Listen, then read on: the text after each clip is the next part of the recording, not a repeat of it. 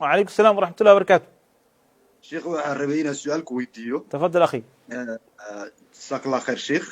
bulshada waxaad u haysaa marka koobaad shaqaada wanaagsan ilaahay aakhiriya dunba hagaajisa ay mariyo اللهم آمين جزاك الله خير آمين. sheekh waxaan rabay inaan ku weydiiyo sheekh waxaan ahay nin dhalinyaro laba dumar aan qabaa واقرت waan kala qarin jiray labada gabdhood واقرت labadaba xalaal baan ku بدنا labadaba xalaal baan ku qabay waana kala qarin jiray واقرت maalin maalmaha ka mid ay soogaadeen واقرت anoon waxba ogeyn inay soogaadeen bay soogaadeen kadibna annaka wax warag kama hayo lama socdo واقرت waa la heshiiyey واقرت waxaa laygu heshiiyey in siilkaba lay diido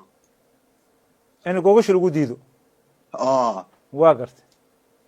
iminka muddo afar أخلاق المركز أفق ولا إلى عليا جوجش الجديد ده إن شاء الله. goosha iga raalli ahow waxoogaa waa maxaa waa cadhaysanaa sheekh baryaan baa iska cadhaysnaa واقرت marka waa gogashi waa layga dhaartay cunno layma siinaayo banaanadan wareegaa biilkiina waa layga qaadayaa مثل حد محاور قرصويد. hadda mid saddexaad baan sheekh raadinayaa taa saddexaad xoogaa jeebka iga yaraa ma garanaysaay maadaama oo baryihii dambe ma garanaysaa xoogaa aan iyaga ku mashquulsanaa isaan mid walba sulaha raali gelin baa xoolo badan iga baxeen mid saddexaadna hadda kuma dari karo laakiin banaanadan wareegaa sidii qof waa biilkiina waa layga qaadaa sheekh maxaa xalama iska wada furaa labadaba ما أخي أخي مركو وريسة قبلها سأيا وانينينا وحلينا هدي جرام قبلها إلهي كبقان يمكن وأبنانتا مركو جوجل واي نكينو أما هناك تيسي جوجش كافي ويدو إنه حاس كالجورسدو وعابها وأنتو حرام كل علها أيا أبنان مركا وحليا هاي إلهي كبقى حديث النبي عليه الصلاة والسلام وحuu yiri gabadha ninkeeda habeenka dalbada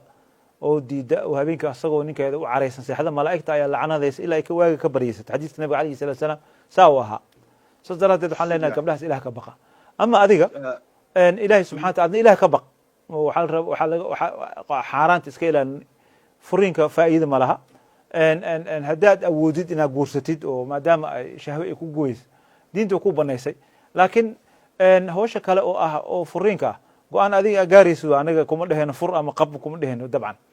qad dhinaca kale